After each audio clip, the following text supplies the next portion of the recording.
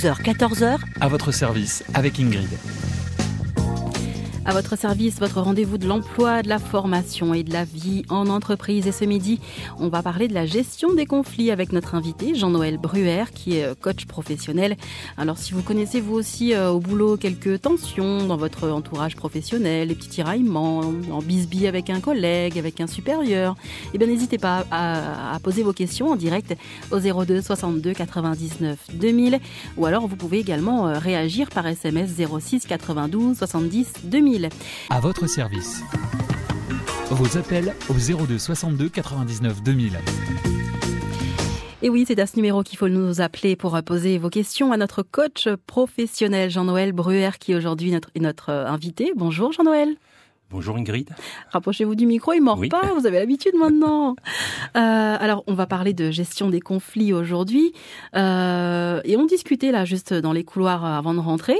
Et on se dit bonjour. Et là, vous me dites, mais ça peut être une source de conflit, ça, le bonjour. Comment ça ? En effet, il est de tradition, quand on croise quelqu'un, de lui dire bonjour. Quelquefois, on oublie. On oublie et la personne peut en prendre mouche et vous en vouloir très très profondément. En plus, si ça correspond à une petite faille de sa personnalité, d'une personne qui a besoin d'être reconnue, le bonjour, c'est la première reconnaissance qu'on donne à quelqu'un dans la journée, et c'est très important. Il peut arriver qu'on oublie et c'est source de conflit souvent. Oui, parce que souvent on travaille dans des boîtes plus ou moins grosses ou pas, et on travaille avec ses collègues toute la semaine. On leur dit bonjour tous les jours en arrivant. Et des fois, je sais pas vous, mais moi, arrivé le mercredi, moi j'ai tout qui mélange dans ma tête. Je sais plus à qui j'ai dit bonjour ou pas. Je regarde des collègues, je t'ai dit bonjour ce matin. Je sais plus. Ça nous est tous arrivé, ça. Il y en a qui le prennent plus mal que d'autres. Oui, mais alors le fait de s'adresser à cette personne, c'est déjà la reconnaître comme telle. Et là, c'est bon, ça suffit. À la limite, il vaut mieux dire 2 fois bonjour que 0. Oui, de toute façon, ça coûte pas plus cher. Ça coûte pas plus cher. Alors, les conflits, donc ça peut partir juste d'un bonjour oublié, mais ces petites guéguerres, ces petits tiraillements, là, c'est inévitable dans le milieu professionnel. Dès qu'il y a mouvement, dès qu'il y a confrontation de personnes, il y a forcément des différences d'appréciation des choses, des tensions. On est en tension, on fait évoluer les choses. Le problème, c'est quand ces tensions dégénèrent, quand ça devient conflictuel, quand il y a de l'émotion dedans. De l'émotion, du malaise, des situations de frustration, de déception. Et c'est là que ça devient un conflit. Oui, parce qu'on n'est pas des machines. On le disait la dernière fois quand on parlait de la gestion du stress. On dit toujours, les problèmes personnels, ils restent à la porte de l'entreprise. Quand on arrive au bureau, on laisse tout derrière nous, sauf que ça marche pas comme ça. Ça ne marche pas comme ça, en effet. On n'est pas chez les bisounours. On n'est pas des machines, on n'est pas des ordinateurs. Nous sommes des êtres d'émotion, d'opinion aussi. Et le fait d'appartenir à une organisation nous oblige à nous confronter aux émotions et aux opinions des autres. C'est la confrontation normale des idées. La vie en société. La vie en société, c'est ça. Et donc, on l'a dit, c'est inévitable, hein, ça fait partie de la vie courante, la vie de tous les jours, la vie professionnelle. Mais c'est pas non plus une raison pour les laisser s'installer, ces conflits. Et les laisser prendre de l'ampleur et... Alors, petit conflit deviendra grand. Ça, c'est sûr. Donc, on peut le laisser dégénérer, entre guillemets, jusqu'à un certain niveau, jusqu'à ce qu'il ne soit plus utile. Un conflit peut être utile, il faut le savoir. C'est utile, ça, un conflit ?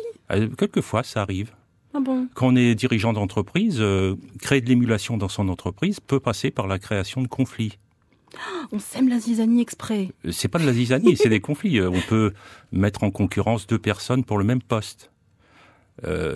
C'est une concurrence qui est un peu, c'est discutable. Un peu biaisée, c'est discutable. Mais ça peut être utile pour l'entreprise. Mais encore faut-il savoir à qui on le fait, d'implanter ce conflit-là, parce que il y a des gens qui quand même sont plus fragiles que d'autres. Exactement. Ça peut être dangereux, ça. Après, on peut arriver à des situations de harcèlement moral qui sont réprimées par la loi. Oui, là, du coup, on rentre vraiment dans un cadre légal et il faut pas pousser le bouchon, quoi. Oui. Alors, quand on est chef d'entreprise, pareil, on peut très bien générer des conflits. Je dis pas que c'est bien. Générer des conflits pour éviter que les tensions se reportent contre soi-même. Ah, on détourne le problème. On détourne le problème, c'est le phénomène du paratonnerre. Ah, cage de Faraday? Pas tout à fait, mais presque ça.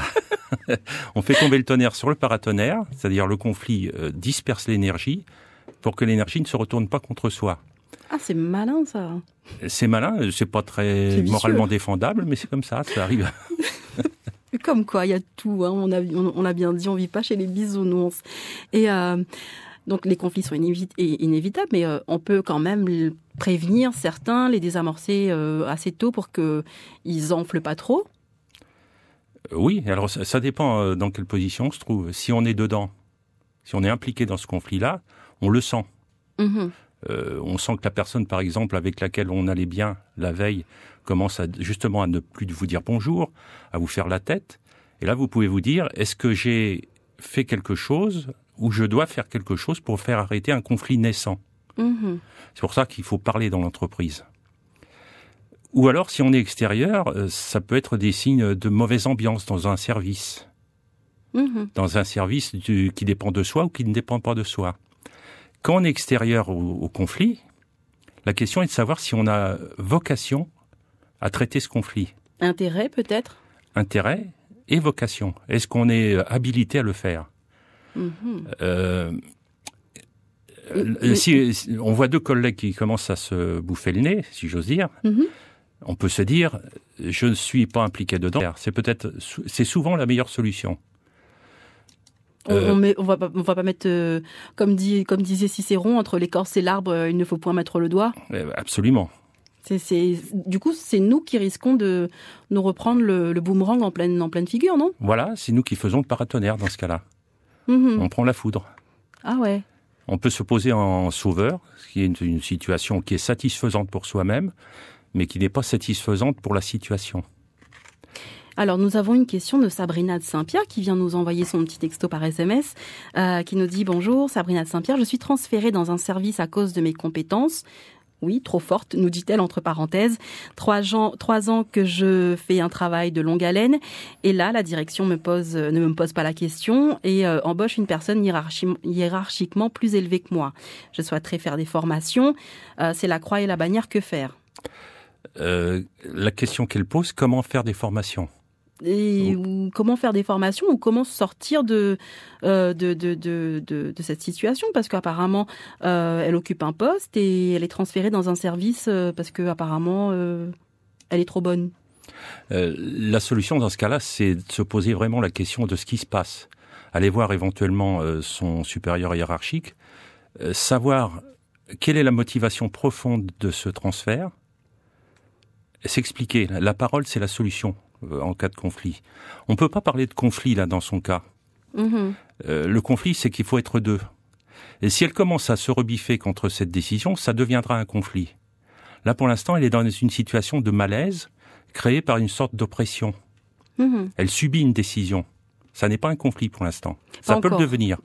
Elle peut très bien faire appel, je dis n'importe quoi, aux syndicats qui mettront leur nez dedans, qui peuvent très bien s'opposer à la direction. Et là, ça deviendra conflictuel. Là, ça va rentrer dans l'affrontement. Dans l'ordre du conflit. Pour l'instant, ça n'en est pas là. Ouais. Il y a, entre guillemets, un oppresseur et une opprimée. Et à sa deuxième question, elle souhaiterait faire des formations, CPF, c'est la croix et la bannière, que faire? On peut lui conseiller de se renseigner auprès des organismes de formation? Absolument, absolument. Et ils sont là aussi pour donner des conseils sur le financement des formations. Ça foisonne, il y en a plein des systèmes qui permettent de financer ses propres formations. Et on retourne au standard puisqu'on a Géraldine de Saint-Paul qui nous pose une question en direct. Bonjour Géraldine. Oui, bonjour. Géraldine, c'est quoi le problème? Ah, mais c'est un gros tracas. Aïe, aïe, aïe. Non, mais j'écoutais votre émission et il se trouve que je suis dans un gros truc, un gros conflit au travail. Et je sais pas si je pourrais poser vraiment la question, si je vous explique pas un petit peu comment ça se... On va pas dire les noms, on va pas dire le nom de l'entreprise. Non, je suis bien consciente de la chose. Nous, en fait, je travaille dans une collectivité, un espace public, et il se trouve qu'on travaille à 2 équipes. Oui. Et le problème, c'est qu'en fait, il faut un certain nombre de personnes dans chaque équipe. Et dans la mienne, on est à moins de collègues. Et il faudrait qu'un collègue de l'autre équipe intègre la nôtre. D'accord. Mais le problème qui se pose, c'est que en fait, j'entendais la communication, elle n'est pas du tout au top. Mhm. Et dans mon équipe, la personne qui travaille avec moi, on a, ça se passe bien, on est très complices. Mhm. Et il se trouve que quelque part, ça fait un peu bloc, ça fait un peu peur aux collègues qui doivent eux décider d'intégrer notre équipe. Et on ne communique pas, on ne parle pas. Donc la décision, là, on a une réunion pour justement voir qui serait intéressé, comment on fait. Et il se trouve que personne ne parle. Et là, il y a des trucs qui sont en réunion alors qu'on n'en a jamais entendu parler avant. Mhm. Et là, si c'est pas par choix, ça va être Imposé. Décidé par le responsable, quoi. Et là, ça risque de encore plus mal se passer, Jean-Noël. Voilà, ça risque d'être encore, je sais pas, Plus subir pire. le truc plutôt que de décider. Pour moi, c'est tellement bête, c'est gamin infantile, tout ce qu'on veut, sauf professionnel. Donc, je comprends pas. Et j'aimerais savoir comment pouvoir, comment agir. On ne sait pas en fait. Comment quand on se retrouve dans une situation comme ça, on fait quoi? Je crois que Géraldine a donné la solution. Ah, Vous avez la réponse, Géraldine. Vous l'avez donnée plusieurs fois. Vous disiez qu'il n'y a pas de communication. Oui. Rien n'est pire que de ne pas communiquer dans un service ou même dans la vie. La communication, c'est peut-être pas à vous de l'instaurer, mais peut-être de l'impulser, de la demander.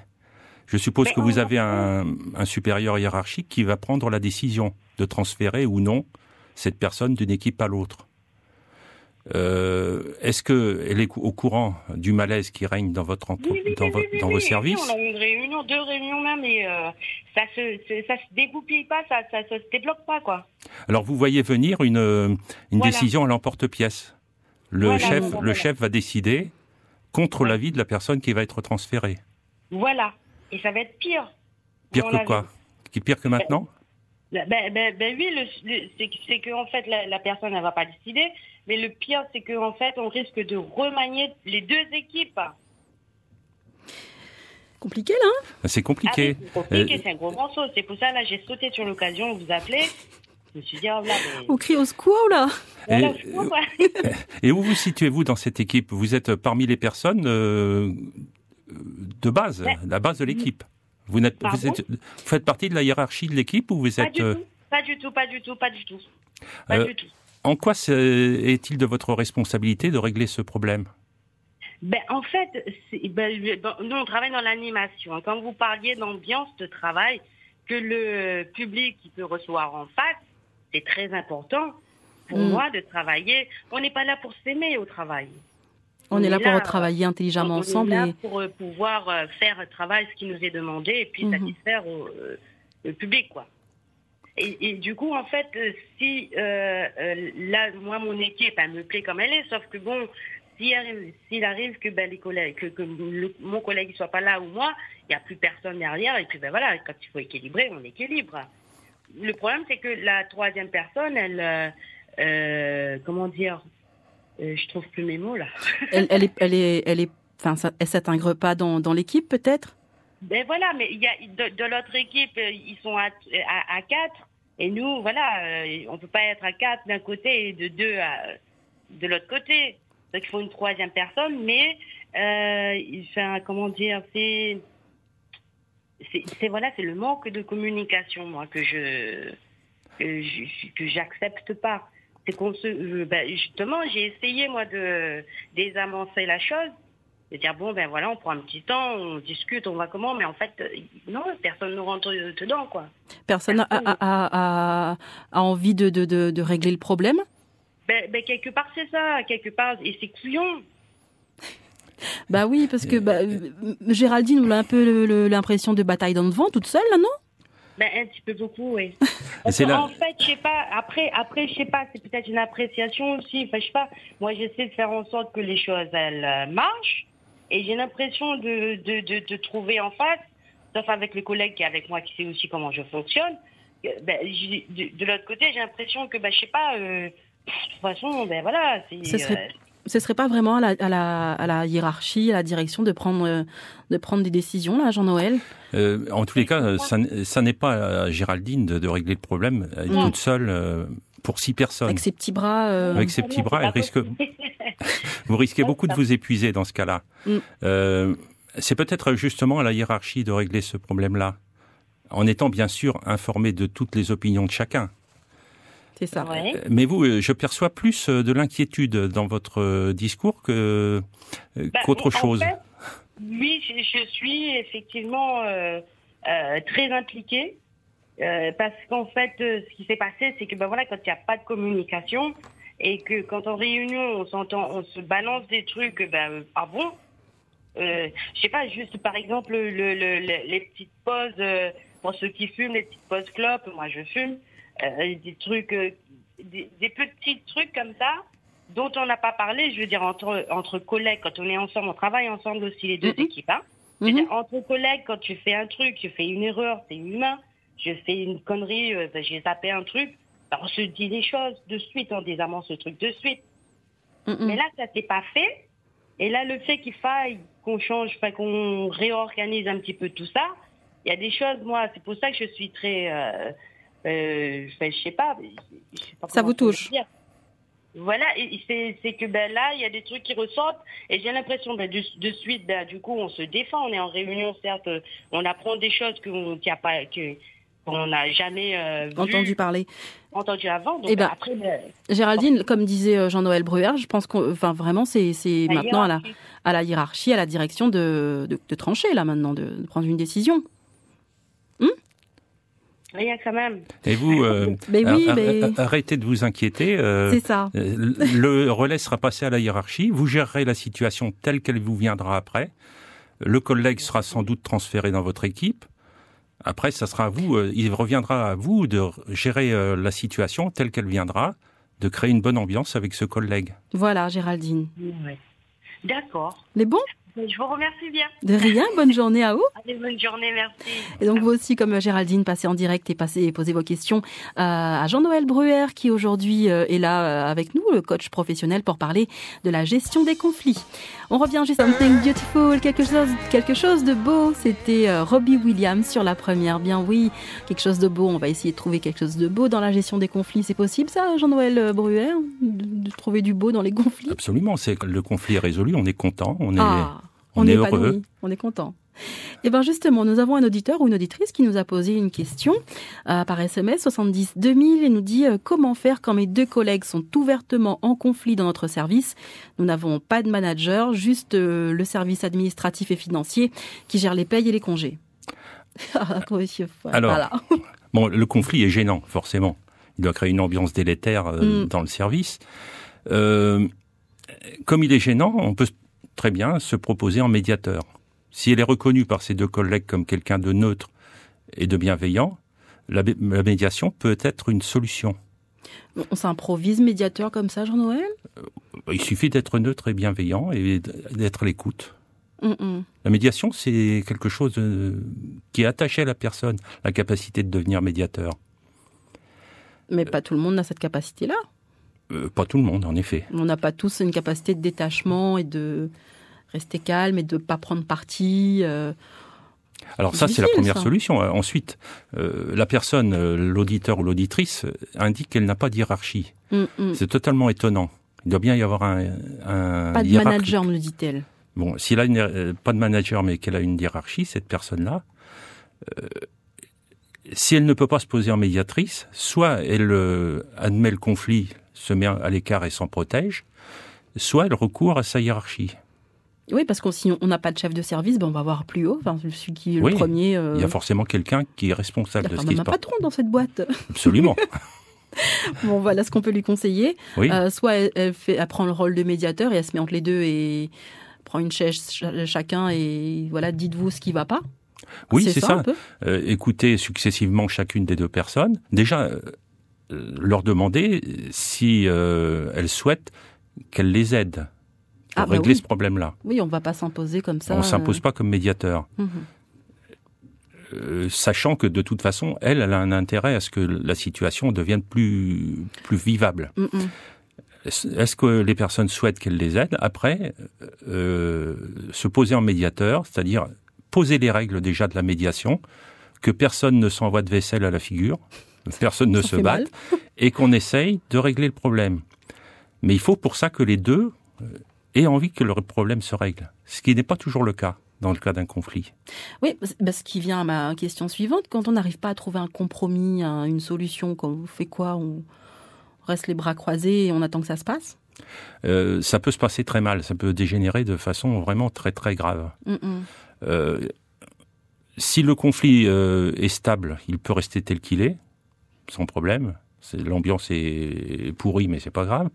Mais si la tendance a évolué, ça a des choses très très très désagréables. Donc l'idée, c'est quand même de trouver un moyen de mettre fin au trop grave. Et Jean-Noël, une autre question. Alors là, cet auditeur ou cette auditrice nous parlait de conflit entre deux collègues. Mais quand on est alors c'est un conflit, on va dire, horizontal, mais quand on est en conflit dans le mode vertical avec un supérieur hiérarchique, ça ne se gère pas du tout pareil, ça? Ça ne se gère pas pareil. Est-ce que ça se gère au moins? Est-ce que ça peut gérer? Un conflit avec un N+1, ça peut ne pas être un conflit. Ça peut être la relation oppresseur-opprimé. Auquel cas, ce n'est pas un conflit. Ça devient un conflit quand vous réagissez. Et le conflit, en général, c'est le pot de terre contre le pot de fer. On a du mal, étant à un niveau inférieur, à faire sa position et... C'est ça, et c'est un côté très injuste, un peu. Déjà, on n'est pas bien parce que, voilà, on est en conflit avec un supérieur, et en plus, on n'arrive pas à se faire entendre, on n'arrive pas à faire reconnaître qu'on a peut-être raison. Double peine, non? Double peine, en effet. Il y a toujours moyen d'avoir recours au supérieur du supérieur. Et si le supérieur du supérieur va dans le sens du supérieur? Je ne sais pas si je vais comprendre. Oui, je vois. Moi, je vous comprends. Je ne sais pas si les auditeurs comprennent. Voilà, on va prendre un exemple. Moi, je travaille dans une équipe. J'ai mon chef de service avec qui je m'entends pas du tout. Ça va pas. Il me demande des trucs qui me conviennent pas. Moi, je sais que ce qu'il me demande, c'est pas bon du tout. Ça va pas dans le bon sens. J'en parle à son supérieur à lui, au patron, qui me dit non, fais comme il a dit. Il a raison. Mais moi, je sais, c'est pas vrai. On va droit dans le mur. Comment je fais? Vous êtes mal. Bah oui, je suis mal. Vous êtes mal. Vous référez, il y a le recours aux organisations de personnel. Hein, si c'est vraiment abusif ce qu'on vous demande de faire. Il y a aussi une référence à votre fiche de poste. Si on vous demande des choses qui ne sont pas dans votre poste, dans vos responsabilités, vous pouvez très bien les refuser. Il y a aussi la possibilité de fuir, de demander une mutation. Démissionner? Ou demander aller dans un autre service. Ça va loin, là. Ça va très loin. Si ça devient très, très... Parce que il faut prendre des mesures. On n'a pas tous... on ne travaille pas tous dans des grosses boîtes où on a plusieurs services où on peut bouger comme ça, où on peut être mobile. On ne peut pas bouger, on ne peut pas changer de service parce que c'est le seul... on est une dizaine d'employés, on peut pas trouver d'autres solutions. Démission, hein. On est condamné à subir quelquefois. Ouais, mais subir jusqu'à quand? c'est pas drôle quand même. Ah non, c'est pas drôle. Il y a des gens qui sont vraiment dans le désarroi. Oui, c'est une souffrance professionnelle qui mérite d'être traitée. Plein de gens qui peuvent vous écouter, un coach professionnel ou même la médecine du travail, est là pour vous écouter dans votre souffrance et pour répercuter auprès de l'employeur éventuellement, s'il y a des solutions ou pas. Et là, l'employeur peut prendre conscience que vraiment, il y avait un vrai mal-être et que j'étais vraiment pas bien et que... Et il peut en prendre conscience, il peut prendre aussi conscience de ses responsabilités. À partir d'un certain moment, on arrive sur le terrain judiciaire à qualifier du harcèlement moral. Si c'est des actes répétés à la guerre ou au bien-être professionnel de la personne, c'est punissable par la loi. Donc la conscience de l'employeur doit être portée là-dessus. Et sa responsabilité pénale même. Ah ouais, quand même. Et est-ce que ce genre de personne là, mon chef de service à qui je m'entends pas et qui me demande des trucs juste pas faisables, je sais pas, il me demande un truc, j'ai pas le matériel qu'il faut. Il sait très bien que j'ai pas le matériel et il me demande quand même de le faire. C'est du harcèlement. C'est du harcèlement. Et là, c'est ce que vous disiez, ça rentre dans le cadre légal et c'est attaquable. Attaquable, oui. Mais quelles sont les sources de conflits les plus fréquents ? Est-ce que on est plus souvent en conflit avec ses collègues au niveau horizontal ? C'est rare qu'on soit en conflit avec un supérieur. C'est rare, on peut être opprimé par un supérieur, mais pas forcément. Avec un supérieur, on est en conflit quand on l'attaque pour harcèlement moral, par exemple. Mais c'est lui l'oppresseur, nous c'est l'opprimé. On n'est pas dans un conflit, on subit. En horizontal, il peut y avoir des conflits, des sources de conflits totalement diverses et variées. Ça peut être les valeurs. On n'a pas les mêmes valeurs professionnelles. Le mode de communication. Suivant le type de personnalité dans lequel on se trouve, on est plutôt rêveur, c'est-à-dire on est renfermé sur soi-même ou on est exubérant. Est-ce qu'il y a des personnes qui ont des problèmes de filtre ? Enfin, je ne sais pas si vous me comprenez, mais ils ont une manière de communiquer qui, à eux, leur paraît tout à fait convenable. Mais moi, en face, je me dis, mais il est en train de m'agresser, là. C'est exactement ce que je disais. C'est ça. C'est le mode de communication. On peut être dans le ludique. Quand on a un certain type de personnalité, on peut avoir tendance à faire des blagues. Et d'autres ne sont pas du tout là-dedans. Uh-huh. Ça peut être très, très mal compris. Et ça peut dégénérer. Ça peut dégénérer. Ça, c'est pas marrant. C'est une source de conflit. Il y en a d'autres. Par exemple, vous êtes dans une entreprise, vous savez qu'il va y avoir un plan social. Qui va être viré en premier ? Est-ce que c'est moi ou mon collègue ? Ça peut créer une ambiance qui conduit au l'organisation où le champ d'action de chacun n'est pas bien défini. Il y a des empiètements. On se marche sur les pieds. Voilà, on s'empiète. Où il y a des tâches orphelines qui ne sont ni chez l'un ni chez l'autre. On se renvoie la balle. C'est à qui de le faire ? C'est à qui de le faire. C'est à toi, non, c'est à moi. C'est à moi, non, c'est à toi. C'est pas inversement. Moi, c'est toi. Et tout ça, c'est très passionnant. Jean-Noël, on arrive déjà à la fin de l'émission, vous voyez. Et vous aurez l'occasion de revenir nous reparler des conflits, des personnes toxiques également. C'était un peu la mode à un moment, on parlait de personnes toxiques, mais est-ce que ça existe vraiment ? Et qui sont-elles ? Peut-on les déceler ? Eh bien, on en reparlera dans une prochaine émission, si vous voulez bien. Au revoir. Au revoir Jean-Noël. Je vous rappelle que l'émission sera retrouvée en podcast dès cet après-midi sur notre site lapremière.fr.